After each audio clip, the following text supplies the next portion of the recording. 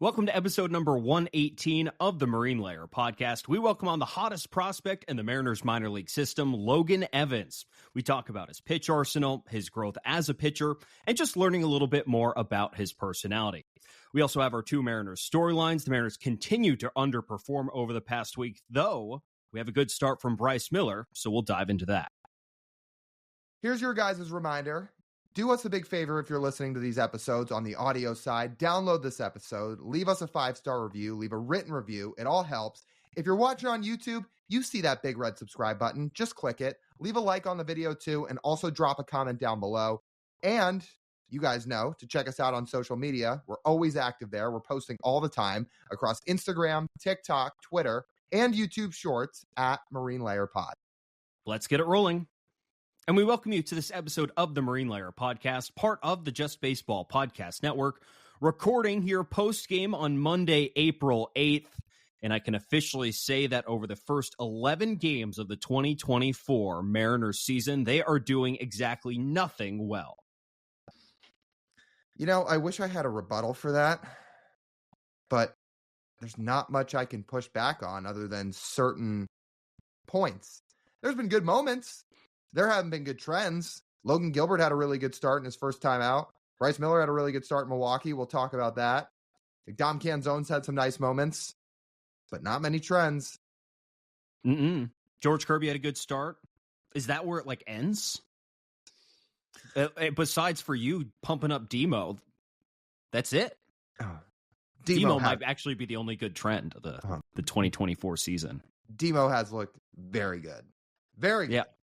So. Unfortunately, what? Are we up to 16 plate appearances yet? Well, that's the role he plays. You want him playing every day? That's not how he's best suited. Well, there are some people who think he should play every day. Well, as much as I am a Demo fan, I think he is best suited in the exact role he's playing right now. But aside from Demo playing like that, there's not enough guys around him picking him up. Not enough. No, there's not. Let's get into our Mariners storyline so we can dive a little bit more into this issue. But I'm serious when I say I'm diving through the numbers before we start recording here. The Mariners really have not done anything well so far this season. There's not one area of their game where you can sit there and say they have done that really well. Offense, nope, not really good. The defense, no, it also really hasn't been good. They're 27th in the league in outs above average so far this season. And their starting pitching, what we sat here on this podcast before the season started and said the starting pitching was supposed to be the best in baseball. They have had a grand total of 3 quality starts in the first 11 games of the season. 3 quality starts, not even elite starts. We're talking a 4.5 ERA over 6 innings, 3 runs in 6 innings, and they have only done that 3 times in 11 games. So that would be George's first start, Logan's first start, and Bryce's second start, and that's it. Yeah, you want to start with the starting pitching because the area that they're supposed to thrive in through 11 games is not there. Look at some of these rankings. This is entering Monday. So entering Monday's game against the Blue Jays before the series had started, here's where they rank in some categories. They were 23rd in ERA, 23rd, the best rotation in baseball. Team ERA plus 75. They're 25% below league average as a pitching staff as we currently sit entering this week. And there's other numbers too, their FIP's low, they're giving up a bunch of home runs, their batting average against is bottom 10 or 11 in the league. This is supposed to be the best unit in baseball. They don't look like it right now. And I don't have any response. How are you supposed to defend that? What are we supposed to defend that with? The stuff looks fine. I don't know if it's a stuff issue. They're just not getting it done. I don't think George Kirby's stuff deteriorated from the first outing where he looked great to the second outing where he gave up 8 runs. There was no difference, I thought, in stuff. He just wasn't good. Logan Gilbert was okay against Milwaukee in his second start. Gave up home runs. Conclusion, as we talked about with Castillo in our last episode, don't give up home runs. And speaking of, Luis Castillo just made his 3rd start, the first Mariner to get to 3 starts here on Monday, and again, didn't perform. He might have gotten a little unlucky, but it's still just didn't execute. The only one where you can say like you could have a legitimate, like you can make points that both starts had quality and, you know, maybe caught a bad break was Bryce, which we'll talk to in the second one. But I'm gonna save Bryce's last his start he made over the weekend against Milwaukee for our second storyline. But I want to talk about his first start. Bryce essentially he gave up a home run. It was that was a 3-run home run he gave up, right, to the Red Sox. But that came right. That was the 3-run home run, right, to the Red Sox. I don't remember if it was 2 or 3. Regardless, a majority of his runs in that start came on a home run after he got jobbed out of a bad check swing call, where, you know, he made the count 2-2, could have gotten out pitch. Instead, they missed a check swing call, went to 3-1, and he gave up a home run on the 3-1 pitch the next pitch. It's a different count, 3-1, 2-2. So you can make like an argument there for Bryce Miller. But otherwise, I mean, man, like Emerson Hancock in his start over the weekend in Milwaukee was not serviceable for number 5 starter. Unfortunately, it stinks. I think you and I both really wanted to see Emerson succeed in that 5 spot and at least keep the Mariners in it. And he survived in his first start. His second start, the Brewers just hammered him. It was hard to watch. So on our live stream on Sunday night, which again, for those of you who don't know, every Sunday night at 7 p.m. now, we go live on both Instagram and YouTube and just take all your guys' questions. So if you guys are ever hanging out on Sunday night, come hang out with us and send us some questions. We talked about Emerson a little bit on Sunday, saying, will we see him go back to Tacoma and then make a corresponding move when his next turn in the rotation occurs? That should be Saturday instead, because it was clear the Mariners needed some bullpen arms. And we thought one of the ways to get a couple arms up here was to send Hancock down. That didn't end up being the case. They called up Tyson Miller, that one we expected. They called up Brett DeGeist, DeJuice. I'm going to get his last name wrong. That's fine. I'm not. I don't know. I'm asking the wrong person. TJ botches a lot of names, but yeah, I'm not great. So they called up those 2 guys, and Colin Snyder went on the IL. We expected that after he unfortunately got hit in the knee with a comebacker in Milwaukee. And Cody Bolton is currently back in Seattle. Apparently, he's like, Scott Service said he's going through some kidney stone stuff. That does not sound fun. No. But point being, they do have 2 new relievers up here in place of Bolton and Snyder. So if Bolton's back on the roster this weekend, then maybe they do send Hancock back to Tacoma and call somebody else up. If they do not have Cody Bolton back by this weekend, Hancock will make his next start. Oh, Bolton can't be on the roster this weekend. He's on the IL. Did he officially get placed on the IL? Yeah, he's on the IL. Oh, then never mind. Yeah. So then yes, Emerson Hancock is making his next outing in Seattle. Yeah. Most likely. Yeah, most likely they could send him down and bring up Dallas Keuchel, but they need. I don't think Keuchel's on the 40-man, so they'd have to put him on there. Mm-hmm. So that would be the next question. So still up in the air. You know, Dallas Keuchel in his last bit in the majors wasn't great, but watching what Emerson Hancock did in Milwaukee, we're just kind of curious if they were to put him back out there again. I don't know if it's really to his benefit to go back out there and really, really struggle again at the big league level when it's clear he's still got some things to work on down in the minor leagues. And if he goes down in Tacoma and works on what he does, and you and I talked about it a little bit on the live stream, there could be a point as we watch him not hold his velocity really again. We saw the velocity continue to dip in his start against Milwaukee. Eventually a move to the bullpen could be an Emerson's future. I don't know if that's a this year thing, but if he struggles with his velocity and continues to struggle with that could be something we see. So that's something to keep your eye on. Do you have something else before I move on? Well, I was just going to say that the whole idea here with this number 5 spot is whether they send Hancock back to Tacoma or whether they keep him in the rotation to make his next start. It's all about bridging the gap back to Brian Wu. It's not Emerson Hancock making 30 more starts the rest of the year in Seattle. It's about finding a way to at least hold serve in the games that you're in that number 5 day until Brian Wu is back. That's what they're trying to do. They're trying to bridge the gap, whether they continue to leave Emerson Hancock out there or they call Dallas Keuchel up because, and the reason TJ talked about Keuchel, we mentioned this in the live stream too, it would be his turn in the rotation. So it lines up Plus, he threw 5 shutout innings in Tacoma this weekend.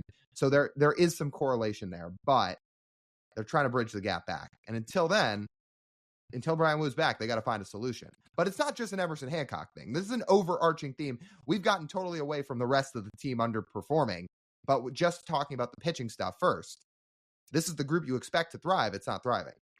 You want to talk about another group that's supposed to thrive? How about the top 5 in the Mariners lineup? Tough subject. Because I wrote these numbers down before JP and Cal hit their home runs today on Monday. But entering Monday's game in Toronto, here's the top 5 in your lineup. That's supposed to, these are supposed to be the 5 best hitters in your lineup. JP Crawford had a 29 WRC plus entering Monday. Julio had a 52. Polanco had a 46. Garver had an 85. And Cal had a 43. How are you supposed to score runs like that? Let me give you an answer. You're not. You're not going to score runs like that. I'm sorry. Ty France down there in the 7 and 8 hole cannot be the best hitter in the lineup. That cannot happen. Ty France and Dylan Moore are supposed to be complementary pieces. And if Ty France bounces back to all-star Ty France, great. But to put that expectation on him already isn't fair. You can expect somewhat of a bounce back from Ty France. I think everybody believes he'll be better than he was last year. But to ask for all-star Ty France again, we've got to see it. Until then, if he's doing his job out of the number 7 and 8 spot, great. He's hitting the ball harder right now. That's like, if you look at his Baseball Savant page, his numbers are up, and that's a positive. We saw him get 3 hits on Monday. That's a positive. But for now, he is a bottom 3rd hitter in the order. He's going to hit 6th, 7th, 8th, and do his job there. Him and Dylan Moore are not supposed to be the best hitters on the team. They're supposed to be complementary pieces for now. When every single guy in the first 5 of that lineup is way under 100 with their WRC plus, you're not going to win games. That lines up with the fact their team OPS plus 78. So you're talking about a team ERA plus of 75 on the pitching side and a team OPS plus of 78, which is bottom 5 in baseball. That's not going to win you games. That's a recipe for 105 losses is what that is. Mm-hmm. That's not going to sustain itself throughout the season, but at its current rate, that's not good. This gives me too much deja vu to what happened last year. This is constantly showing if your best players don't show up, it literally doesn't matter what else happens. Mm-hmm. It does not matter. I'm thinking it this feels exactly like when we're looking at last year and how the lineup was constructed. When Julio, Teo, Gino, and Ty all scuffled at the exact same time, the Mariners weren't very good. Mm-hmm. And people were complaining about other things with the lineup and with the pitching staff. It's no, the 4 best hitters in your lineup are not performing, and it's killing the team.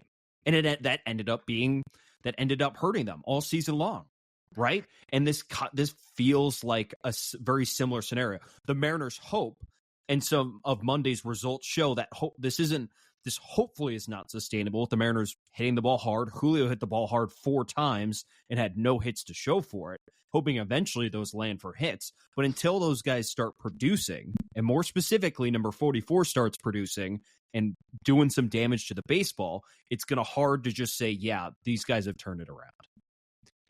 There's going to be people out there that complain about they didn't do enough in the offseason. They should have done this. They should have done that. We can always have that conversation, but I've got news for people. If your answer right now is, well, they should have signed Matt Chapman. Matt Chapman at time of recording is hitting 186 with a 627 OPS for the Giants.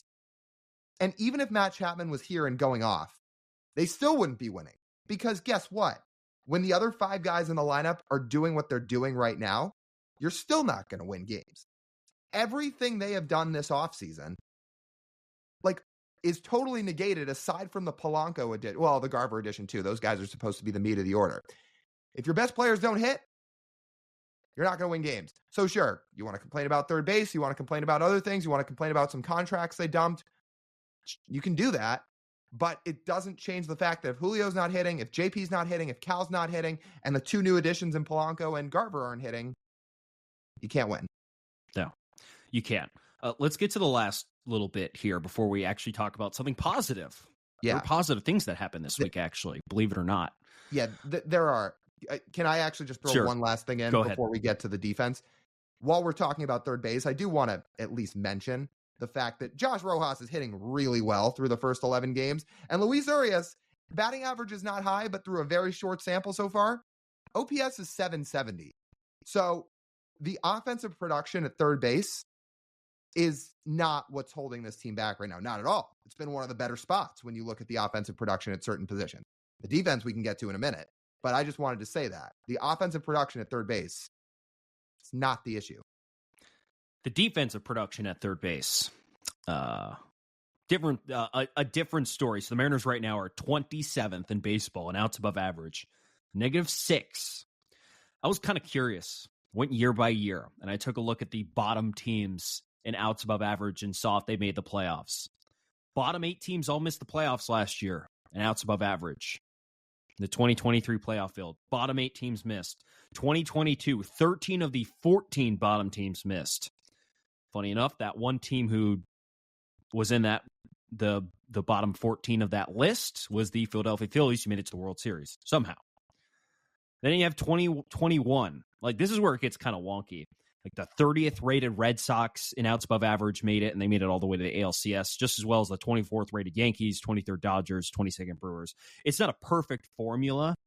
Here's the best example of this. I had to look at 2019 too. The 2 best teams in the American League were 1st and 30th in outs above average in 2019. The Astros and Yankees, 1st and 30th. Not a perfect formula, but the last 2 years, I think, articulate it pretty well that if you don't play very good defense, man, it is really hard to make it to the promised land at the end of the season. And you could look at the other reasons on those teams of why they actually ended up making it, but the defense certainly does not help those teams. And the quest for the Mariners for the rest of the season on defense is to try and be average. Just try.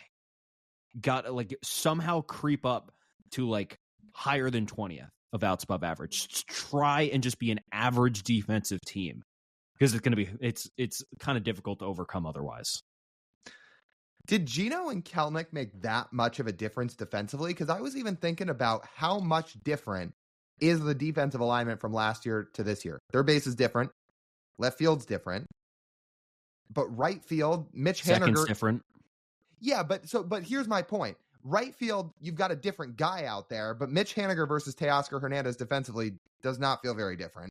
At second base, Jorge Polanco versus Colton Wong does not feel all that different. Is it that different? Well, that's what's crazy to me. Teo was average outs above OAA last year. And he was slightly below. Slightly below. I think Mitch might be a little bit below that, though, that mark that Teo had last year. So... yeah, so that'll make a little bit of a difference. And then you just think about it this way. So Raley had his play on Sunday in the outfield. Charges in on a ball, doesn't make the catch. Does Kelenic catch that? Probably. Right. And that's and that makes a big difference in defensive statistics, making plays like that. And Luke Raley's at -2 outs above average right now, which is kind of crazy considering, 1, he does have speed, and 2, that he's barely played. I'm shocked that his defensive metrics say he's been that bad with that little sample size. It's kind of confusing why he hasn't really played that much. I said that to you earlier. Yeah. I don't exactly know what their blueprint here is for Luke Raley, but he's essentially a bench bat right now. He's not getting in the starting lineup very much. He's not pinch hitting all that much. I don't know what the plan here is, because it seemed like they're very adamant about having Dom Canzone hit righties. And you know what? Dom Canzone on Monday here against the Blue Jays had another good day. He looked good at the plate. He had a double late in the game. That's great to see. Where exactly does Raley fit into all this? Mitch Haniger wasn't supposed to be playing this often. At least from what we expected, he was going to be facing lefties and otherwise seeing a lot more time off his feet to preserve his health. It's not happening right now. Instead, Luke Raley's barely playing. Plans change quickly. As it appears, it can be a vote of confidence combined in Mitch Haniger and Dom Canzone alone, that once you establish that both those guys can face both lefties and righties, then it kind of ends the conversation on Raley, and he does become a bench bat, and he's speed off the bench, and he's a defensive replacement for Haniger if they need it. But they haven't done that. No. Really. So I don't know what the plan there is. Yeah. So this is going to get better, because as we've just outlined, you can't get much worse than this. Your 5 best hitters in the lineup are not going to hit like that all year. Your elite starting rotation is not going to pitch like this all year. Even for those of you now freaking out about 3 Luis Castillo starts, I can almost guarantee it's not going to look like this for much longer. What if TJ and I said, on June 1st, let's assess Luis Castillo. If there's still issues lingering on June 1st, we'll talk about it then. Until then, you have to expect those two groups are going to very much improve. The defense, as we said last week, I don't know. You're just going to have to hope it gets marginally better. So yeah, that's about it. Okay, we've got another storyline to get to, one that's much more positive. I think we're all looking forward to that. Before that, you want to talk about a positive experience. That would be heading over to Pagac's Pub 85. That's our place to hang out. That's over in Kirkland, especially when there's Mariners games on and sporting events on. You can go over there with your friends, have an awesome time. You can watch some games. You can have some great food. There's awesome drink specials, including happy hour deals on Monday through Friday from 2 to 6 p.m. Those deals are $3 domestic beers, $4 Manny's and Blue Moons, $4 Mac and Jacks, $4 Wells, and $4 house wines. So you want to go play some darts, have a good meal, have some drinks, hang out with your friends. Head over there. That's Pagac's Pub 85 over in Kirkland. So second storyline here. Positive. I'm looking forward to the positive. Bryce Miller. That dude carved the Brewers up on Saturday. Man, does he look much improved from last year. Best start he's ever had. Period. Think about this against lefties. We've spent plenty of time in the offseason talking about how bad Bryce Miller was against lefties and how important it was that both him and Wu figure out a way to get lefties out. You know what lefties were on Saturday against the Brewers? 0 for 13 with 4 strikeouts. Now, that doesn't just happen by chance. That comes with the evolution of Bryce Miller. Think about this. Think about Bryce Miller's first couple of starts in the big leagues. He was 60 to 70% four-seam fastball. He had his 2 sliders, the bullet slider and the sweeper, and that's about it. That's what Bryce did. He tried to live off his fastball. And as the season caught up to him, he couldn't just go 60 to 70% fastball because he'd get hammered. People would hunt fastballs and they would hit it over the fence. You know what Bryce Miller's fastball mix was on Saturday against the Brewers? He dropped it all the way down to 36% through 2 starts this season. 36% four-seam fastballs for Bryce Miller through 2 starts. That's a remarkable evolution for Bryce Miller because he finally has, it seems like, other pitches to rely upon that keep hitters honest, and that he has what he thinks a viable attack strategy to both lefties and righties, and it has been effective so far. Bryce Miller is throwing way more pitches than I expected him to in terms of his arsenal. Last year, to build off what you just talked about, combine his fastball and slider usage 77% of the time. Those were his 2 pitches. And I think part of the reason the second half was a bit of a struggle for him, teams caught up to that, especially the Rangers, especially the Astros. They started to time him up. Look at what he's doing now. Yes, this is through 2 starts, but his fastball is being used through 2 starts, like you mentioned, about 36% of the time. Splitters at 23% of the time, sinkers at 17%, sliders at 14%, and the sweepers at 7%. That is a healthy, balanced breakfast right there. That is a perfect variation of a bunch of different pitches that right now through 2 starts, a lot of them are working for Bryce. We've talked about the splitter. It looks awesome. We'll continue to talk about how awesome the splitter looks. But the fact he's throwing 5 pitches at somewhat of a consistent percentage, that matters. Not only is that going to help him get lefties out more often, it's going to help keep hitters so much more off balance rather than only having to try to time up 2 pitches, which is what he was basically throwing at the end of last year. Bryce knows he can use his fastball to get righties out. Like, that's what he did last year. He would use his fastball, and righties would have a hard time with the ride on that pitch. Well, now he has the balance of using his splitter against lefties, which when he throws his splitter, it's truly a guessing game. That thing is like half splitter, half knuckleball of where it goes when it comes out of his hand. It is going all sorts of different directions when it comes out of his hand. It could run arm side, it could go glove side, it could go straight. Regardless, it's dropping, and hitters are having a really hard time swinging at the pitch. 52% whiff rate so far on that splitter. And he threw some splitters against the Brewers on Saturday that I thought were sweepers. I thought that was his cannonball, but it wasn't his cannonball. It was his it was his splitter. You go back and look, splitter's the one that's logged as all the strikeouts. He did use his sweeper. He does throw it, but it's nice that he no longer has to use that pitch as a strikeout pitch because, as we saw last year, it's not really a strikeout pitch. He couldn't get strikeouts on that pitch. People were fouling it off, but he wasn't getting whiffs on that pitch. His splitter's a whiff pitch, just like his fastball is a whiff pitch. So if he can throw the off speed to keep throw the splitter to keep guys off his fastball, and then vice versa, with his fastball, he'll sneak one by you. What a combo. Yeah, 100% what a combo.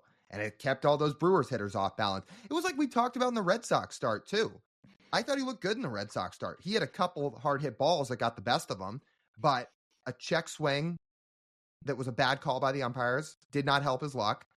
And then it resulted in a couple of hard hit balls. But aside from that, I thought his outing against Boston looked really sharp. But he only built on that in Milwaukee. 7 shutout innings, 3 hits, didn't give up a run. He struck out 7. That's an outing right there. That doesn't look like a number 4 starter. That looks like a guy who had a hell of an offseason, got in the lab, said, okay, I know I need more of a variance of pitches, and now comes back in 2024 pretty transformed. He still has the 4-seam fastball that works well against righties. He does a lot of different stuff now. It was crazy about that splitter, too. They sunk it up. Somebody posted a chart. It was sunk up against Kevin Gausman's, which is the model splitter in baseball. It's probably the best splitter in baseball. And Gausman's usually stays in the same spot. But to your point, what you were talking about with Miller's, it's all over the place. It's not very easy. Even if you're going to try and time it up and you know it's coming, you don't always know where it's going to land. Gausman's, as good as it is, usually lands in the same spot. Miller's goes everywhere. And that's a good thing because you can't time it up. And we'll see if that normalizes. I'm curious to see if it normalizes as the season goes along. Usually with a bigger sample, stuff like that might go into the same movement profile, but it might not. So we're gonna have to see. That's truly fascinating. One other thing that stood out to me about Bryce, that sinker kind of snuck up on me. I wasn't expecting how effective that pitch would be, but it resulted in not a whole lot of hard contact when he was throwing it. If it's going to be at like a third of your pitches, you still don't want that pitch to get hammered at all, but it wasn't. It was having a good amount of arm side movement into righties, away to lefties, a fastball variant to get guys off his 4-seamer, and it worked. And yeah, it is very, very good to see. So how about the overall through 2 starts? How about these numbers against lefties this season? A 194 weighted on base average and a 26% strikeout rate against lefties. That will play. That sounds pretty good. That sounds pretty good, as Larry David would say. Mm-hmm. Should we talk about what unfolded when he came out of the game? Because I do have this in my notes. I don't know if you have much on it, but people obviously had their gripes because Bryce Miller was at less than 80 pitches through 7 innings. They yanked him out of the game and went to the bullpen. And I think a lot of people on Twitter were really mad that they didn't keep him in. And I appreciate Scott's service for this because the media asked him what the reasoning was behind the decision the next day or after the game, and then a little bit more the next day too. And Scott gave a very detailed, in-depth answer to it. Ryan Divish did a big thread on it with a bunch of quotes from Scott about it. And he gave a very, very detailed explanation. And there's a lot that went into it. For those of you who think that they're just making a heat of the moment decision saying, you know what, I've seen enough, we're going to take him out. There's real thought that goes behind this. And I'm not going to go for 5 minutes about everything that Scott said. But if you just want a 30-second Spark Notes version of what kind of went into it, going through the lineup a 4th time played a factor. The fact Bryce Miller is not as built up as Logan, George, and Luis plays a factor, along with it being his 2nd start of the season. And they also gave a couple of scenarios. This is what Scott said to the media. They said, okay, let's say we let Bryce go back out for the 8th inning, but we give him 2 batters. Well, then what happens? We bring in Spire if we give him 2 batters. Then Gabe Spire doesn't get the matchup we wanted him to have because instead of facing a lefty, he would face a right-handed pinch hitter, which doesn't favor him. Obviously, Gabe's great at getting lefties out. Scott said, okay, what if we let Bryce go for 3 hitters in the 8th inning, and then we still have to finish the job? Then you get Austin Voth in against William Contreras, who they did not want Bryce to face again because Contreras had the best at-bats against him that day. And Contreras, sure, that's a fine matchup for Voth, but after that, then it becomes Yelich. Yelich is a bad matchup for Voth, and Service talked about that. They didn't want both facing Yelich. I went a little longer than 30 seconds there. But you see where I'm getting at here? This is not Scott Servais saying, yeah, I've watched enough. You're done for the day. There are meetings that go on all day with all these situations that get played out and all these different factors that go into their decisions. It's well thought out. You can agree with it. You can disagree with it. You can believe that Bryce Miller still should have gone out there for the 8th inning. That's fine. You're entitled to your opinion. But don't think Scott Servais, Jerry Dipoto, Justin Hollander, and the entire Mariners pitching group is not putting real thought into this, because they are. That was a really good explanation by Scott. I'm glad he put the detail into there. And just for people to remember as well, the result of what came in, like what happened to the bullpen after which they nearly blew the lead, is independent of the decision Scott Servais is making. Scott Servais is not pulling Bryce out of there expecting his bullpen to blow a lead, right? Mm-hmm. He's pulling it based on matchups. And if the matchups don't execute and the pitchers don't execute, well, that's a completely independent problem of pulling Bryce out. Mind that. There were a lot of people, I'm going to admit myself included, that was sitting there perplexed in the 8th inning as it seems like the lead is slinking away. And oh boy, this show might have been a little bit worse if that lead had been blown on Saturday as well, and the Mariners would be just in sort of early season free fall if they hadn't held on to that lead. But thankfully, actually, we got a pretty good outing to end on Sunday. So Andres Munoz ended on a high note, and everyone can breathe, and there's at least some to end a positive note here in the first week plus of the season. So, yeah, I like, don't get me wrong, I was confused too right in the moment for why he got taken out. Aaron Goldsmith and Mike Blowers were talking about it on the broadcast. They said there does have to be some thought that goes into your mind, right, of why did Bryce Miller leave this game? They were talking about it, and Goldie did by no means like question managerial decisions. He wasn't saying that. He was having a conversation, obviously, about, okay, there's got to be some people that are thinking this. But then when you listen to Scott after the game, again, guys, this is all thought out. This is not them making spur of the moment decisions because I feel like doing this. No, there's a plan. Whether you agree you should have been taken out or not, there's a plan. So the wording of that is, if it was Castillo, Logan, or Kirby, they're out there in the 8th inning probably without question. Probably, yeah. Yeah. But Bryce isn't there yet. He's not built up enough. Now, if we're talking, this is in September when you've got playoff races on the line and Bryce Miller is more built up, and then he's at a 7-inning shutout outing at less than 80 pitches, I bet you he goes out then. Yeah. But it's also his second start of the year in early April. So that's part of it too. Yeah. Yeah. Well, I'm glad Scott gave that explanation and solved one of the great mysteries of the early season. So that's good. No need to call in Sherlock Holmes for this one. Yeah. So we're talking about Bryce Miller's pitch mix and his evolution and his addition throughout the offseason. If we're talking about a guy with a lot of pitches, Logan Evans has a lot of pitches. And we talk quite a bit about that with him. A fun personality that I think when you and I decided to have him on, he's a guy that people don't really know a lot about. There's not a lot on the internet about Logan Evans. So what better way than having him tell us a little bit about himself? And, he's a start in now in Arkansas. He's there in Arkansas. They're going on the road this week, but one start in, officially a member of the Arkansas Travelers up there in AA. And let's just say he is excited and raring to go being up at this level this season. You know what I'll give credit to Logan Evans about too? I think Logan Evans knows there's not a lot out there about Logan Evans, because he said to us afterward, he said, yeah, I thought this would be a cool chance for fans to learn a little bit more about me. Because he said, I feel like I am a little bit of a mystery to people. So I'm really glad that I got to have a platform to talk and let people learn a little bit about me, who I am as a pitcher, who I am as a person. I think we cover all that. Yeah. From his pitch mix to talking about even some of his favorite TV shows he likes, to playing sports in high school, to his draft process with the Mariners, to a bunch of different stuff. It was a cool conversation for a guy that, for those of you who may not know and aren't incredibly tuned in on minor league prospects, Logan Evans has been the talk of the town in the minor league since spring training started. He was the talk of spring training throughout camp in Arizona. He was the talk of the minor league system when he started the year in AA, because he only threw 15 innings last year after getting drafted. And that was in Modesto and the Arizona Complex League.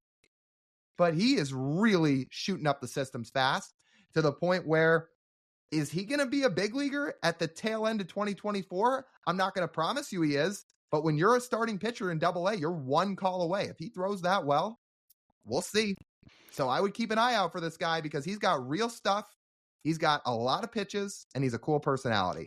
He's got a lot of helium going his direction. He's got a lot. And if he keeps it up in Arkansas, I mean, really, nothing is out of the question. So we'll just have to wait and see. But until that point, you can listen to his interview. So let's get to our conversation with Logan Evans.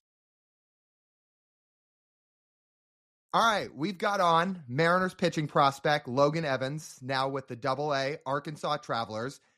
And people have a lot to learn about you, I think. Like, not even just Mariners fans who are starting to learn a little bit more about who you are, but I feel like people in general, like just doing some prep and research for this interview, there's not that much on you out there. Like, here's what I've learned about you from a personal standpoint. You were a two-way guy in high school. You played a couple different sports.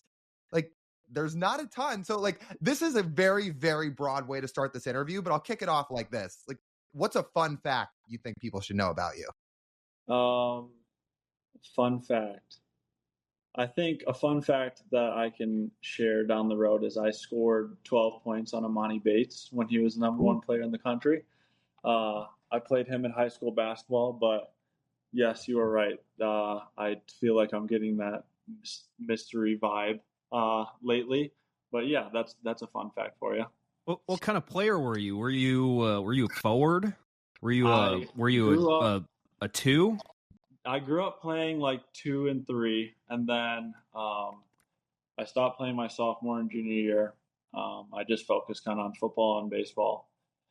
And then back to my senior year, I came back and I was like the tallest guy on the team. So I technically played center, but I was that guy who hung out in the corner, shot a few threes, didn't get as many rebounds as I should have. But yeah, that was kind of my play style. PJ Tucker, is that a good comparison? I don't think I got a good enough corner three for that, but yes, I would say that I just hung around the 3-point line for sure. Okay, as a center, were you able to still block shots though? I think that like you had to get down there and scrap a little bit. Yeah, no, I had some block shots. I did get some rebounds when I needed to, but I wasn't like going out there trying to get 10 to 12 boards every game. I can tell you that.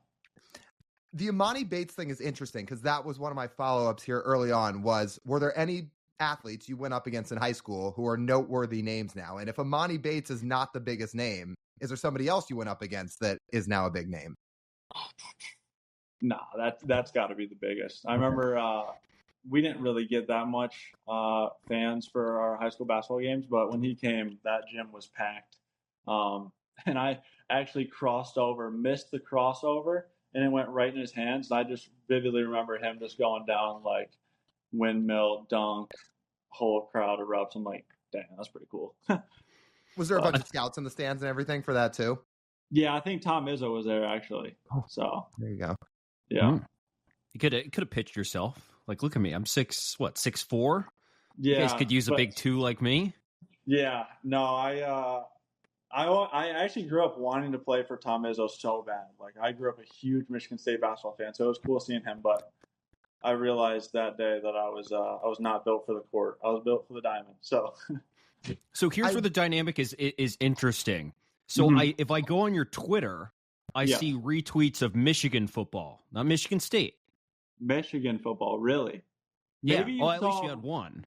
Maybe you saw. So my uncle is the voice of Michigan football. His name's Doug Karsh. Oh. So if you saw that retweet, that is my uncle. That makes more sense.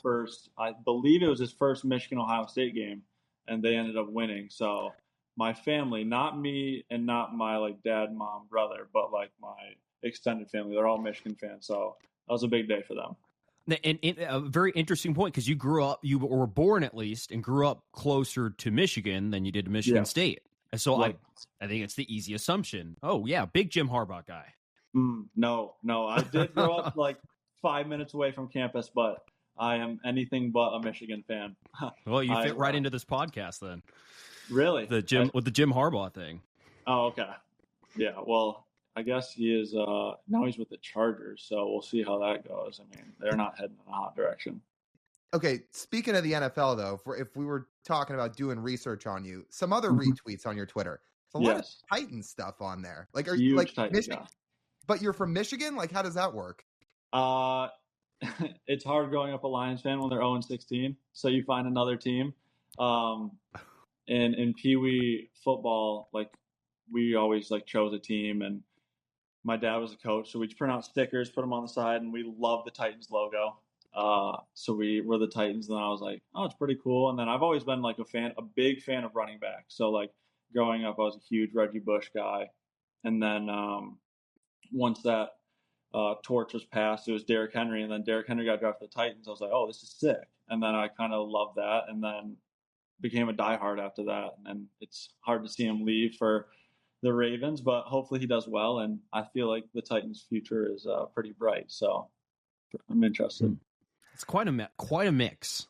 Yes, it is. It is. It really is. But I did grow up a Pistons and Tigers fan, so I would say that I kept it pretty in-state besides football. So I think this would be a good way to sort of get onto the baseball track. Mm-hmm.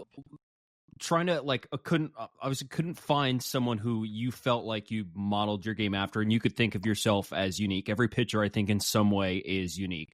But as you're growing up, you had some really good pitching staffs to watch there in Detroit with Verlander and Scherzer and Anibal Sanchez and the Phantom Cy Young of Rick Porcello. I mean, you had the whole group there. Yeah. Was there one of those guys who like really stood out to you and you were watching them and like, yeah, I kind of emulate that a little bit? I wouldn't say like anything mechanical, but like I just loved watching the fire of like Verlander and Scherzer, obviously two of like the greatest to do it. But like just everything they did, like it felt like so professional, and I could tell from like a young age. I was like, these guys carry themselves well. They put in the work. So that's one thing that I would say I took away. Funny enough, you bring that up. Actually, I tell people all the time that the 2013, 2014 Tigers rosters, like those were crazy. But actually, Robbie Ray was on one of them. Yeah. Oh, yeah. But yeah, I wouldn't say I modeled my game around anybody. I feel like the only time that I did model my game around someone growing up is I started going over the head, and that's because I played with Braden Halliday, who his dad was Roy Halladay. And then I had like a Walker Buehler leg kick for a little that I really liked, but I just couldn't control the ball. But those are like the two times that I feel like mechanically I tried to really emulate someone. But yeah. Isn't it kind of insane those teams never won a World Series? Like 12, 13, 14. Those teams were they were pretty stacked. Yeah, it's sickening. You got Buster Posey, who they swept us, and then Big Papi hit a home run to right field, and Torrey Hunter dove over the fence, and the cops going like this, and every Detroit fan's like just head down, like, dang, that's brutal. But yeah, it is wild that they didn't win one. Yeah, all mixed in with Miggy won a Triple Crown right in that stretch too. So like just the icing on the cake, I guess. You know, speaking of hitting, I know we've gotten into the baseball portion of this thing here, but I am curious. One other fun fact about you is you led your team in home runs in high school. So clearly you played two ways. Yeah. We've asked this to a lot of the guys now in some of the social media stuff we do, but okay, I'll do this as a two-parter. If you were still to pick up a bat now, could you still swing it? Oh yeah. Yeah, for sure. I go on the hit track sometimes, at least at Pittsburgh, and I would hit nukes on the hit track. So I think I could swing it still. So here's a great follow-up to that. Your teammate and friend of this pod, Reed Van Scooter's been on here before. If you were to face Reed in the box right now, he's on the mound. Like, how does it go down? Can you get a hit off him? I mean, that dude pitches on pinpoint. Like, he does not miss the glove. So I'm probably not going to get a hit. But I'm going to get my hacks off. I can tell you that. I'm not going to be the pitcher who goes up there looking at strike one, strike two, strike three. Like, I'm going to swing. I probably just won't make contact. Okay, I like that. Yeah. You know what? That's a good answer to still answer the question in a good way, to give a little bit of an in-depth, detailed answer to it without having to go to Reed the next day when you guys get on the bus here this week. And it's like, yeah, I'd take you deep. Yeah, no, I don't think so. It's funny because in college I thought I could still maybe hit. I was like, maybe I could get up there and get a hit. And then I started standing in on like the bullpens in the spring, and I was like, yeah, no shot. These dudes are nasty. There is no way I'm hitting any of them. So while we're on the topic of Arkansas, when the Mariners tell you you're going to Arkansas to start the season, your reaction is what? I'm just absolutely blessed. Like, I feel like that's my perspective in everything through the Mariners. Obviously, getting assigned to Arkansas is a huge deal. But like Matt Pierpont said, our pitching coordinator, like, I put in the work and they helped me out, and it was like a collaboration that they felt worked very well. And this is just kind of the results of it. So, I mean, I would thank them every single day until the day I die for everything they've done for me. They've truly helped me become like the best version of myself. But yeah, that was just on my honest reaction. Is I was just like kind of blown away, surprised, but I was like, wow, like this is the best situation for me as being a Mariner. Now this is all hindsight. Now that everything is official and that you are on the roster there, but going into spring, were you thinking Everett? Like, what were the goals you had set out when February had rolled around? If I'm going to be completely honest with you, I didn't even worry about what affiliate I was going to. Like at that point in the off season, it was just like what my player plan goals were. It's like throw as hard as I can. It was distinguish my slider, my curveball, and then make my cutter better. And those were really what I was focused on. I was never focused on like, will I go back to Modesto? Am I going to go to Everett? Could I possibly go to Arkansas? Like, if you start thinking about those futuristic results that I couldn't really control, it's like I'm just chasing something there's no point in chasing. So with that, I know what's generated you a lot of hype over the last couple months is your velo's ticked up a little bit over the last few months. Did you have like oh whoa type of moment when you see the radar gun and you're starting to see 98, 99, upper 90s on that radar gun? Like for the first time, did you ever have a whoa moment, or could you feel it kind of building up? Well, like you guys said earlier, there's not like a lot of research on me. But when I was actually my sophomore year at Penn State, I wasn't throwing like 99, but I did top like 98 at Penn State. And I was sitting probably like 4 to 5 at that time. So I kind of knew I had it in me. But the past few years, I was just like trying so hard to throw hard. And that's realistically not the answer to it. It's kind of when you're throwing your hardest, you kind of just feel like it's just your arms getting up and just whipping forward. But yeah, I would say when I was in that spring training game in the big leagues and I turned around and I saw 99 on the board, I was like, whoa, I'm throwing pretty hard right now. I felt good. I was definitely adrenaline up. Like I went to go get a water before going out and my hand was shaking. So adrenaline did factor in a little there, but yeah, I don't know. I wouldn't say I was surprised in like a cocky way, but I thought that I could do it. It's just finally the pieces were starting to come together. And so would you say the biggest difference now between you in college and you now is it just doesn't feel like you're trying to throw as hard, it's just coming more natural to you? Yeah, I realistically think the biggest thing is when I got drafted to the Mariners, they helped me get out of my own way. I was a big like thinker out there. Like I thought a lot about mechanics.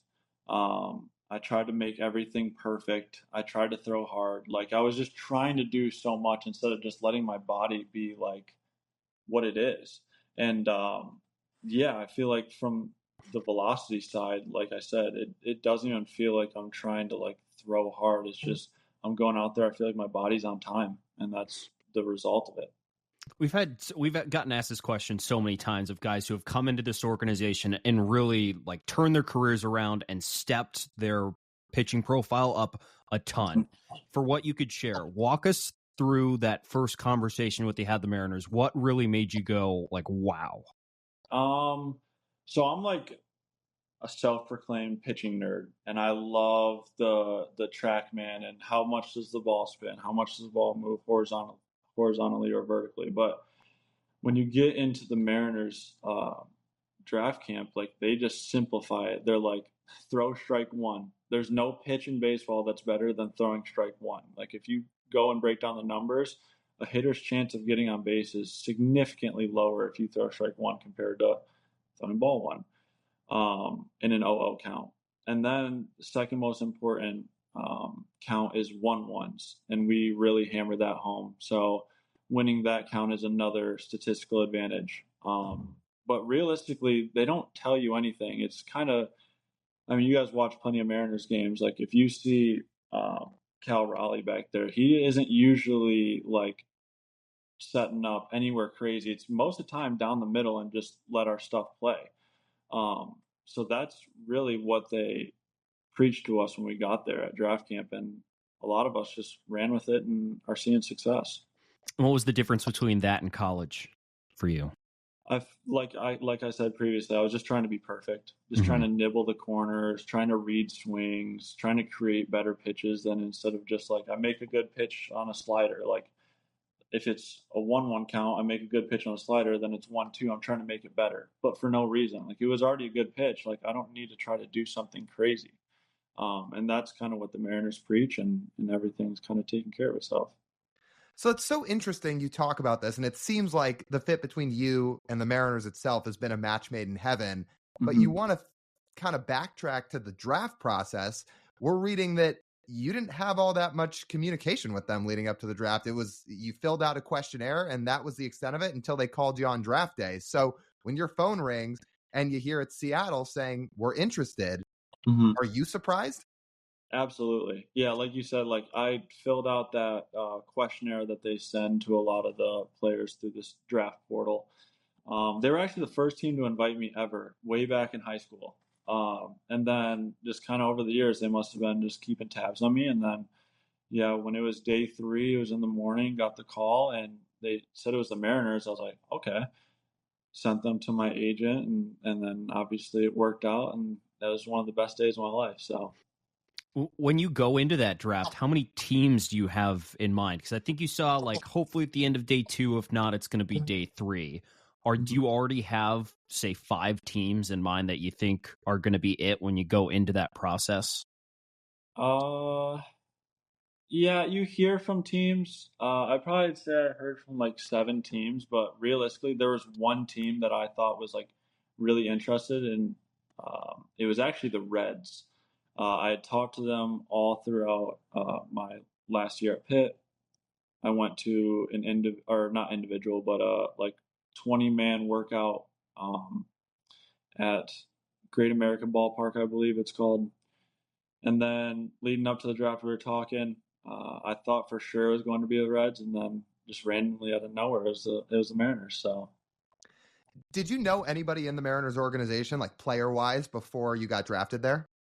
yes, and unfortunately, he went to the Rays, but his name is Tatum Levens. Oh. I played with him at Pitt, and then I got to play with him last year in Modesto, and then he unfortunately got traded to the Rays. But yeah, that was the only guy I knew, and then I knew of Cal Raleigh, and I knew of a lot of the guys, but I knew of Cal Raleigh more because my coach at Pitt was the pitching coach at Florida State when he was there.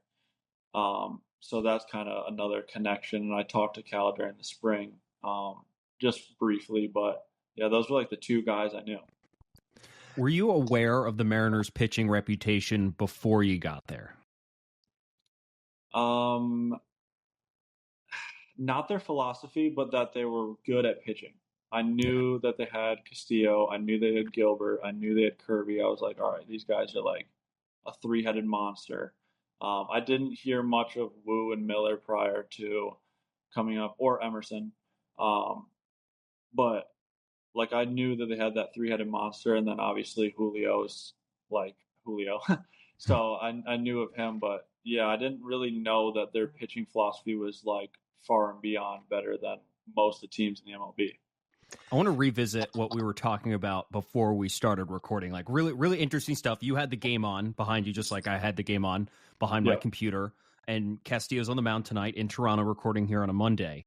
And you're like, well, when Castillo's on, I have to watch a pitch. It's so intriguing watching a pitch. What interests you so much about the style of how he goes about it? We did talk about it, but like how he trusts his fastball. I mean, I reference this too, is like his first outing, he was like 75% fastball. Like as a starter, that is very impressive. And it shows that he really trusts his stuff. And we all know he's nasty with all of his pitches. But he truly trusts that fastball and feels like he can attack hitters. And he's not scared, and he throws strike one, and it's fun to watch because it's really what we preach. So I mean, that's why I feel like I have to watch him every time he's on the mound. Same with Kirby, same with Gilbert. But it doesn't sound like, from what we talked about pre-recording, that you're going to be a part of the splitter group. That's the one thing you said you don't think you're doing. No, I cannot throw a splitter. I miss arm side and yank it every time I try. But if I try another pitch, then maybe. Well, I talked to Pierpont about maybe adding a knuckleball. Yeah, I know. Kirby threw one, so it was pretty nasty too. But yeah, we'll see if I can throw a knuckleball later on down the road. Have you ever seriously thrown one? Yeah, yes. Which is funny enough. I was like 11 or 12. I played for Team Michigan in the USSSA Midwest Series, and I threw a knuckleball, and a kid took me deep to left field, and I was like, "Yep, putting it away." And then I started messing with it again in high school. Never ended up throwing it in the game, but I still mess around with it in catch play all the time. Like, I forgot who said it exactly, but you should always be working on the next pitch. So maybe we'll see. So it wiggles? Is it like, does it have the movement you want? It kind of has the butterfly. Like sometimes, like there's sometimes that I get like this weird, like no spin, like straight to the left. Sometimes I get that butterfly, and then sometimes I'll get like that tumble, and that's the one where you just cannot throw in the game because that's just a meatball. It's not gonna land.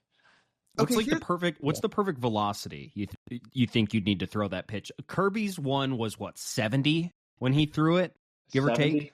I think it was about 70 miles an hour that he threw, which I think is a little bit on the slower side. I think when Dickey threw his, it was didn't R.A. Dickey get his in the 80s when he was throwing it?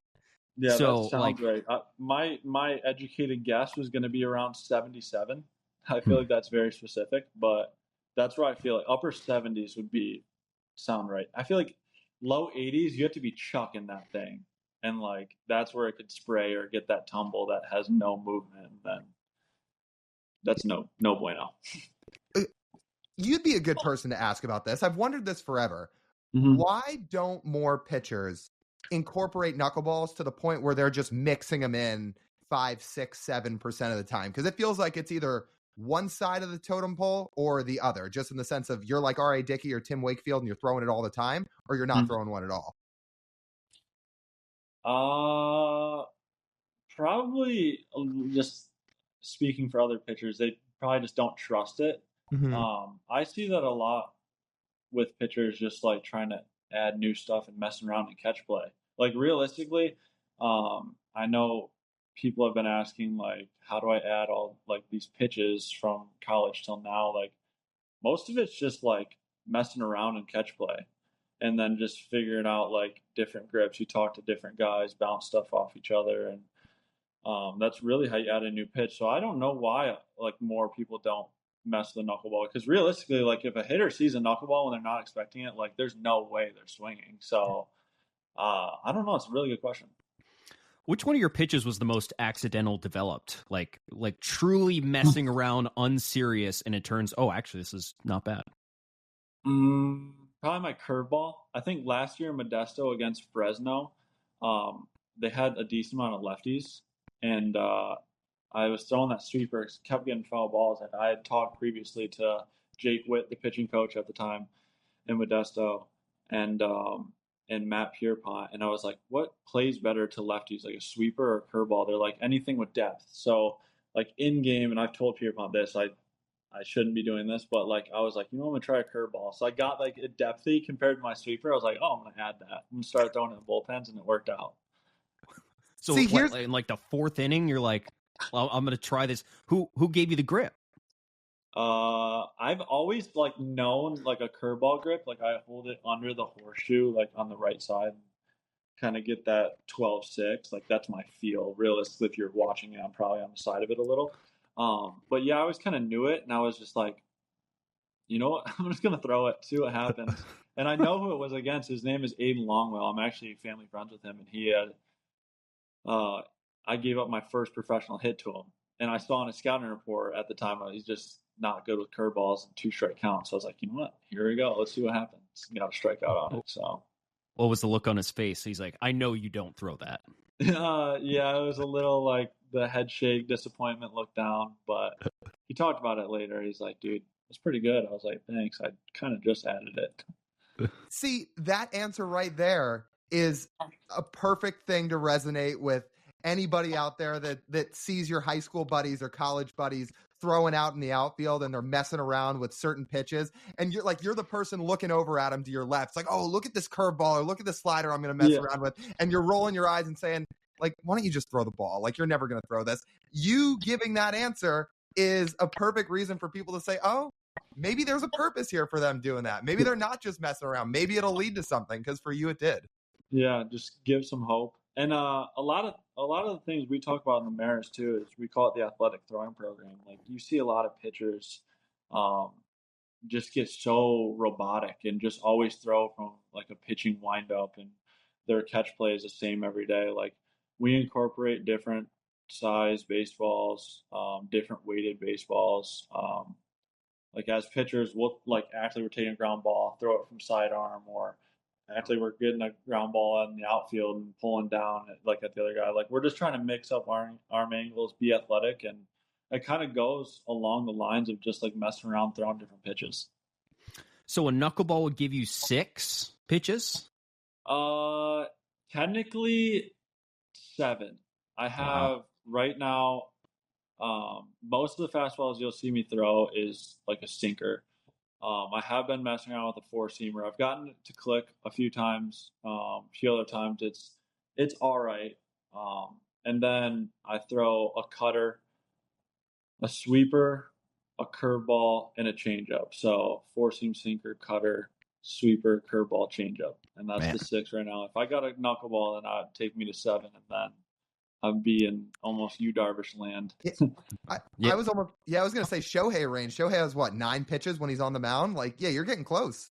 Yeah, no, like, there's some guys that are out there and like Shohei and Darvish. Like, those dudes are so good at baseball. Like, it's just unfathomable. Like, they just pick up the ball and do whatever they want with it. I saw this proposed by Trevor May this week, and I want to bring this up as an exercise to you. You might not be able to name all of them, but he said you should, instead of just calling your pitch a fastball, a sinker, a cutter, a slider, sweeper, whatever, you should just have to flat out name your pitch so we can differentiate it for everybody. Do you have any names for any of your pitches? Oh.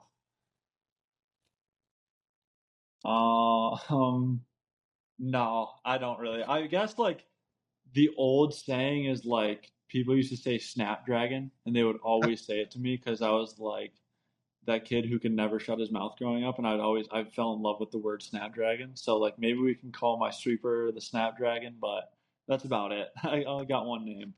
So I think, just to compare, I believe Bryce Miller's sweeper is called the Cannonball. Really? The Snapdragon and the Cannonball. I believe that's it. Okay, yeah, that could work. Do you know who Sam Carlson is by chance, Logan?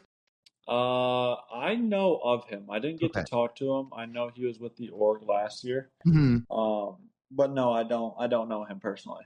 Okay, so that's what he called his sweeper, was the Snapdragon, and he's really? Yeah, it's his thing. So he or at least for a while, he's not doing it as much of it now, but he did a bunch of TikToks and social media content for a while, and he was big on calling that pitch the Snapdragon. So he's with the Brewers now. There is a void to be filled. So if you like that name and you want to bring it back, there is an opening here. So yeah, I'll step in. I'll take it. I'll take the name.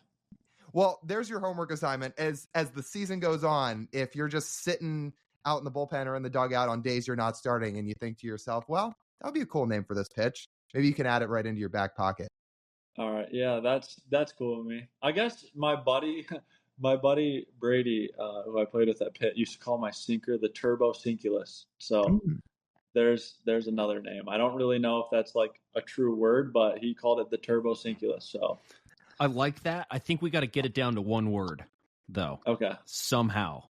All right. We'll see what I can create. Could we do Turbo Sync? Or is that still too much? I don't know. I don't know. I feel like you guys are the judge, so that's up to you. I'm kind of asking TJ, like, is turbo sync too much, TJ, or we still got to cut it down? Well, so we say the turbo sync, like you could technically make that one word. You could. I feel like there's an apostrophe in there where you could say that as one word. We could just invent things. You can make it up. That's fine. Okay. We're freestyling. There's no rules. Yeah, exactly. And you know what? If you think of a better one as the season goes on, use that. Like, okay. so yeah. You were Modesto last year, like you talked about. I am curious, between that and between the spring breakout game that you played in, just getting to play with some of these other Mariners prospects, especially some of the guys on the younger side that are coming up through the system, are there any that you saw for the first time and really just stood out to you, whether it was Colt or Johnny and Ty in Modesto, or whether it was somebody you saw in the spring breakout game? Like, is there somebody you played with where you saw him for the first time and you said, whoa? I feel like this is a very broad answer, but all of them. I mean, I watched them play and I'm like, dude, those kids are literally teenagers. Like, I cannot believe they can play baseball at that high of a level. I mean, Colt is all around nasty. That dude can swing it, play in the field. Johnny can run like no other. He can swing it. Ty P, I mean, I saw him hit 2 homers in one game. Like, that's so impressive. Aiden Smith, I feel like that dude's got 5-tool potential. I mean, he's nasty. Cole Young, I get to play up in Arkansas with. Like, he's put together. Like, that, you look at that kid and you're like, wow, he's going to be a big leaguer. He's going to be a name. Harry Ford, I mean, that dude's hands are lightning. Like, I've never seen someone's hands that quick at the plate. But yeah, like, playing in the prospect game was an absolute blessing and it was so awesome. But to share it with those guys is like such a cool thing. I mean, it was the first year they're kind of doing it or bringing it back. I kind of heard that they might have done it in the past, but I'm not really sure. But yeah, it was such an awesome experience, and like sharing it with those guys was unbelievable. Do you realize that out of all those young guys you mentioned, they weren't even the youngest guys on the field? The Padres had like a 17-year, like a 16-year-old who played last year, 17 this year. If that makes you feel any older. Yeah, that the Salas kid. I mean, he's amazing behind the plate. I think being 17, facing upper 9s, mid 9s at 17, like, that's kind of hard to hit. I would have zero chance when I was 17, but behind the plate, he looks so mature. Like, he looks like as good as a catcher behind the plate that I've ever seen, really. And for him to be doing it at 17 is remarkable. Hey, you were hitting nukes when you were 17. Yeah, in cold weather Ann Arbor, not in the prospect game, but I tried my best. One start in, how's the chemistry been throwing to Harry Ford? I'm very excited. We got off to a little rocky start. Obviously having 6 pitches and not throwing to him practically ever besides 1 2/3 inning in the prospect game, is a little hard to know me as a pitcher and me knowing him as a catcher. But like, once we got into that 3rd and 4th inning, like, I loved pitching to him. He's super, super good back there. And I feel like we started rolling, and I'm excited for this upcoming week. Is that a tendency thing where he's not, where, you know, he's just not cycling through the I would say the 2 pitches you have in mind for a certain count, right? Because you have a lot to go through, and the timer's up against you, and you're like, all right, well, let's try and not rush this too much. But in the end, there's just like is there a pitch that you need to get like a feel of more? Or so that was a very complicated question, but like, I understand what you're saying. I understand what you're saying. I mean, I just take like full responsibility, honestly, what happened like the first 2 innings. I didn't feel like I gave him the rundown on kind of what pitches I want to use to which hitters.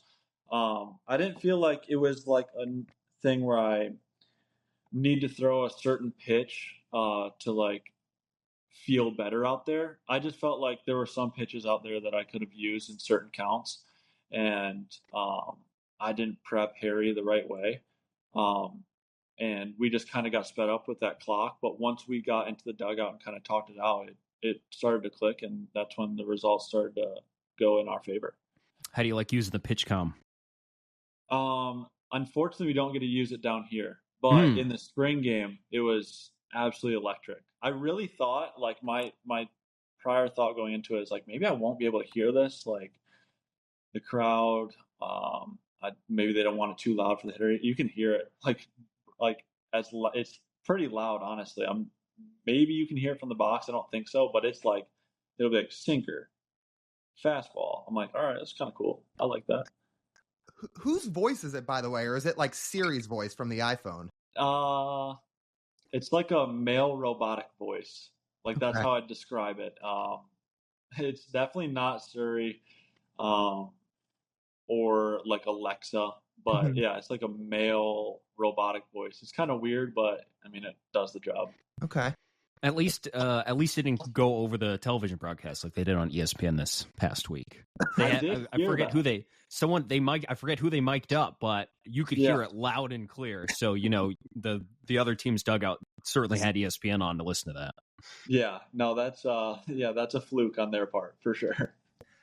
I did want to make sure I asked you this because I'm genuinely curious. A little bit ago, you mentioned Brian Wu and starting to learn more about the Mariners starting pitchers as you got into the system. Has anybody, I know your like pitch arsenals are a little bit different and the way you go about things is different, but has anybody in the Mariners system since you've gotten into the org compared you to Brian Wu at all? And the reason I ask is because Wu, I feel like there's some similarities between you two where maybe your basic counting stats in your college career didn't go exactly the way you wanted it to, but Mariners loved your guys' stuff. You clearly lit up the radar. You got drafted a little bit later, but they bring you into the system. And with Wu, it's, okay, here's how we're going to make you the best version of yourself. And you look at him now, he was awesome last year. Like, has anybody given you that comp at all? Not in the Mariners org. I mean, I've seen the stuff, a few things written up about how Wu was kind of struggling in college, and that's kind of the same boat for me. And just kind of get in the Mariners org, and they help us out. I don't think that anybody's really compared me to like the way he works or his arsenal. I guess the only thing is like, and I haven't really got to watch him like pitch. I've just kind of seen him throw bullpens, but I feel like he kind of takes the same approach. It's like pretty smooth. It's not really herky jerky. I feel like that's maybe the only thing that we're really in common with. Like when I watch him, it doesn't look like he's throwing really hard, but he is, and he controls it. So I mean, I feel like that's the only similarity that like Michael Morales actually told me that. So. Okay. All right. Okay. No, that's interesting. I was genuinely curious just because, like, again, I felt like your college path to where you are now, like, was a little bit similar. And now, like, for the both of you, it feels like you are better pro arms than you were college arms, which is why I was just genuinely curious. And you've just gotten better as time's gone on, especially since you got into the system. So, yeah. The Mariners are wizards. I mean, I know you guys probably know that, but, like, they truly do take, like, a lot of pitchers who might have struggled in the past and just, like, find a few tweaks and then just say, like, go play baseball. And then it just works. Yeah. Next spring training, if you ever get a chance, go talk to some of those bullpen guys, Saucedo, Spire, like two of our closest friends to the pod. Like, their stories of coming from other organizations to the Mariners and seeing their stuff explode and really play at the big league level. It's truly incredible, and it's a story worth hearing and gives, everyone inspiration to come succeed in this organization. Ty Adcock's another guy too. I mean, just come to the Mariners organization and really like felt the message resonate, and it's like you can kind of feel it without. So it's pretty cool. Yeah, touching on that, I don't know much about Saucedo, but I do know kind of the backstory from the playing of like that Gabe Spire. I know that I believe he came from the Royals and wasn't like anything special. I mean he was in the league, so like he was good enough to get there, but like it wasn't anything that he's doing now. And the biggest thing for them with the Mariners and his adjustment was just telling him to throw strike one, just attack the heart of the plate, and his results have taken care of it. And he's obviously nasty out of the pen. So, if you ever need to know anything about Taylor Saucedo, just ask him about the North Star. The North Star? The North Star, yep. Yeah. Well, 20-second synopsis, and then we'll let him tell you more if you ever talk to him, is they were at a Kraken game last year. phone died. He was supposed to call an Uber. It didn't show up because, again, he didn't know where to meet the Uber. And lo and behold, he tries to walk his way home from the Kraken game to wherever he was staying. And 5 hours later, he was still lost in the middle of Seattle in the middle of the night. Oh, no. Oh, no. At that point, in 5 hours, I mean, brother could have found someone with a charger. That's what I said. Like you couldn't find anybody that said, hey, do you have a portable charger around or something? But someone had to have recognized him too. I mean, he's on the big league squad. I mean, someone must have hooked him up, but I guess not. That's what I said. I mean, if you ever get the chance to talk to him, and I'm sure you're going to, he's full of stories. So, so you'll hear him. Spire, to your point, they told him to throw strike one, and maybe you've heard this stat. He throws more first pitch strikes now than anybody in baseball. So it was a total transformation. Yeah, no, yeah, that's what they told us at that meeting when they were breaking down his numbers. It's like this dude went from being okay to being dominant because he throws strike one. And they show us his numbers and the difference, and every time they bring it up, it's never incorrect. It's never you never really see a pitcher throw really good, has a really high percentage in 0-0 and 1-1 and doesn't succeed. It's pretty simple math. Just throw those two counts as best as you can, and usually positive things happen. Yeah. Logan, if we were to wrap it up with 5 rapid fire questions, just so fans know a little bit more about you, we run through the same 5 that we've had, and they're pretty good ones. So first question that people want to know: what is your go-to pregame and postgame meal?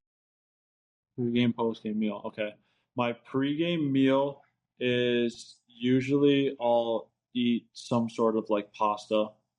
Get carbs in. Obviously, it's a pretty long game. And then my post-game meal, if I could choose, probably a Moe's stacked burrito. That thing is fire. I get it all the time, and it's really good. So that'd be my post-game. Where's that from? Moe's, Southwest Grill, Tex-Mex. Oh, yeah. Yeah. I've never been to Moe's. No. Really? Where are there Moe's? Usually they're by college campuses, but they actually have one here in Little Rock, so that's pretty big. But yeah, it's not as big as your Chipotle's or your Qdobas, but if you do go there, it's get the stack. Trust me, it's good. Stack. Okay. That sounds pretty good. I feel so. We went to ASU. I thought ASU pretty much has in Phoenix pretty much has every fast food joint you could ever want from all areas of the country, but I don't think Moe's was one of them, which is kind of unfortunate. Yeah, maybe it was there's so much to do in that Phoenix area, so maybe it was in Chandler, Glendale. Maybe it wasn't in. Where is it? Where's the ASU again? In Tempe. Yeah, Tempe. Yeah. Yeah. Maybe it wasn't there. The next time I see a Moe's, or if I ever see one, I'm going to take you up on it. I'm going to walk in. I'm going to get the stack because it does sound good. So okay, perfect. So we'll report back to you when we have it for the first time. Okay. Our second one for you is: what are your 3 favorite TV shows ever? TV shows. Watching it for the second time: Game of Thrones, Ozark, Breaking Bad. Okay. Now, Logan, I'm going to tell you that you said you've watched Game of Thrones through twice. Yes. I'm up to 4 times. Really? Yeah. This is I'm rewatching for the second time because I don't really remember the first time. I watched it my freshman year of college, kind of around there, and I wasn't that into it. And then me and my girlfriend restarted it, and we're dialed in right now. We just watched Battle of the Bastards, and that episode's sick. So 2 follow-up questions to that. First off, do you feel like you're catching way more things now that you know the story and you have the background and you know what to pay attention to? Oh yeah. Yes. Did you notice there's a scene they put in there from the final season, a precursor to the final season, I think in season 5, that I noticed, and I was like, wow, that's super cool. Something that. I don't know if I picked up on that. Okay. Yeah, maybe I'm just a geek. It's all right. Second of all, have you watched the Dance of the Dragons, the one that's just come out, like the new ones? The extra one. The new not. series. Okay. No, I have not. I'm going to watch it after I finish Game of Thrones. Okay, so then my task for you is then to rewatch Game of Thrones again. Maybe not all the way through. I'm kidding with that, but they make some references to that series in the Game of Thrones show. Do they really? Yeah, and after I went back and rewatched it again, it literally blew my socks off. I was like, I can't, like, this is such a deep cut that, like, I had no idea about when I watched this years and years and years ago before this thing ever hit the television screen. It's just, yeah, it's pretty crazy. Yeah, I will definitely watch it. I'll get back to you guys on how that is. But I also am like a super nerd about that stuff. Like, I'm a really big Harry Potter guy. Okay. So like when I watched like all of the like ones with like Newt Scamander and all of them, like that was really good. And then I guess I'd throw in one more honorable mention. I'm a big Stranger Things too. Okay. I love Stranger Things. So I will say I'm like you, where I've watched Game of Thrones through twice. I've not watched it 4 times like TJ. And my goal with it, maybe you feel the same way, is I just try to remember every character's name, and I think it's impossible. There's so many characters in the show that, like, you can remember all the main ones, but I don't know how you remember everybody's. I think it's almost impossible. It's wild. It's hard. It really is hard. Yeah. While we're on the topic of television, you realize your catcher has, like, his full name is Harrison Ford, right? Yes. Yeah. Pretty crazy. And the fact that he goes by Harry and he's British. Yes, and I see him every day, and I go, "You're a wizard, Harry." Like every time I see him. So, but I did know that his name is Harrison Ford, which is also crazy. So yeah, well, we had this idea for him in spring training, which we thought would have been fun, where we had this idea where we'd say, like, do a social media kind of segment with him where it was finish the Han Solo line, but he said, I'm a Harry Potter fan, but not a Star Wars fan. I was like, oh, okay, so that probably wouldn't work. So maybe one day I'll watch Star Wars, but it makes sense since he has so much British like background and British roots. Makes sense that he's a big Harry Potter guy. So yeah, you should run Indiana Jones by him. Maybe he likes Indiana Jones. Yeah, that's another one. Okay, maybe Indiana Jones he'd do better with. So we'll have to follow up on that. Yeah, we'll see. For down the road. Logan, what would you be doing? Here's a third question. What would you be doing if you weren't playing baseball? Oof. Oh, that's a really good question. Not involved in baseball, because I did want to like become like a pitching coach, but people have answered something in the baseball realm, but if it's still in baseball but not playing, just if you're not playing. You know what? I'm gonna scratch that. I'm not gonna do that because that's probably a main answer. If I were to do, I would probably try to become a chef. I really enjoy cooking, so I'd probably do that. Like I'd put my hard work towards that. Okay. What's your best dish? I can make a pretty good steak. I'm going to be a grill dad. I hope one day. I hope I'm going to be a grill dad. So I can make a decent steak. Well, who doesn't like a good steak, right? So that's a good one. That's a good one to have in your back pocket. You're not that far into your minor league career, so I'm curious to hear the answer on this. What is the best and worst baseball road trip you've ever taken? It can be college and high school too. Road trip. Okay. Best road trip is we went to Fresno to clinch last year. Obviously we had that pretty historic winning streak. And there was just so much buildup, and I could feel it from like the season because a lot of the guys didn't think they were going to make the playoffs because they were down and out almost. And then made that pretty big win streak and then went and clinched, and it was awesome to be a part of that and help that Modesto squad win a championship. And then my worst is probably in college, my junior year when we went to Virginia Tech. I was kind of riding a high horse. I was doing pretty well to start off the year, and that's kind of when things went south, and I faced that Virginia Tech lineup. At the time was not ranked, and I was like, wow, these guys like just rocked me. Like, it can't be that good. And then you look at their lineup, and almost every single one of their hitters got drafted. They had Gavin Cross, Jack Hurley, Carson Jones, who's with us now, DeMartini. Like, there's a lot of dudes that got drafted off that squad. So that was probably my worst. Okay. And then the final question here, Logan, your favorite all-time baseball player? It's a really good question. It's between two of the Tigers that we talked about. I'll probably go with Miguel Cabrera. Okay. I mean, wizard with the bat, always laughing, loves the game. You could tell, like, he just, like, not only was he really good at, like, putting in his work and getting his, but, like, I feel like he took a lot of players under his wing. Like I said, like, he was always just enjoying the game, messing around, and then just he's a winner, and he won the Triple Crown. And when I was a kid growing up, like, that was awesome to see. So Miguel Cabrera is probably my favorite player of all time. Okay. You know what? We lied. I have one more for you because I wanted to ask this one too. Shoot Is it it for you? This one I think is relevant. Is it actually easier to pitch in those sports goggles rather than have contacts in? I've always wondered that. Okay, so there is a backstory to that. This is something else the fans can learn. Okay. I wear contacts. Those are actually non-prescription. Huh. I've been hit in the eye 3 times and in the mouth. So I do wear those for protection. I've tried now 2 times to get the radars, is what they're called, like the big ones, my prescription, but they mess it up every time, and it just like looks funky. So I was like, you know what? I'm going to scrap it and just use them, and they're not prescription, but I do use them for protection. I've almost lost my eye now twice, so it's yeah. And my mother is actually an esthetician, so she does a thing called microneedling and can get your scars away. So I don't even have really scars anymore in my left eye, but I used to have some pretty gnarly ones up there. Whoa.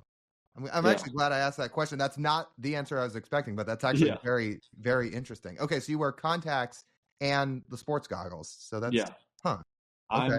I'm blind. I'm like practically blind. I can't see anything without my contacts or glasses. So, but when you can see, you're throwing 99. So it all works out, right? Yeah, I guess so. Yeah, it works out. Yeah. Logan, this has been awesome, dude. Thanks so much for sitting and hanging out with us for a bit. I think fans have gotten to learn a lot more about you now. We've certainly gotten to learn more about you, and we're wishing you all the success this year and moving forward because we're looking forward to watching you pitch. Absolutely. Thank you, guys. I appreciate it. That was a lot of fun talking to Logan Evans. That is a really cool personality paired with what is now a dynamite arm and has the potential to be a big league contributor in the not so distant future, whether that's this year, next year, or more time moving forward. It's TBD. We're going to see how he does in AA Arkansas this year. We are very excited to watch him. I know a lot of you guys are too. So hopefully that interview gave you a little bit more of a chance to learn more about him, because we certainly did. So that'll just about wrap up this edition of the Marine Layer podcast. You guys know the drill. If you want to listen to the full form podcast, you can do so wherever you get your audio pods. Make sure to download, leave us a 5-star review, leave a written review. It all helps. Make sure to like, comment, subscribe on YouTube if you're watching, and then check us out on social media where we're on Instagram, TikTok, Twitter, and YouTube Shorts at Marine Layer Pod. That's TJ. I'm Lyle. As always, we thank you guys for tuning in. We'll talk to you soon.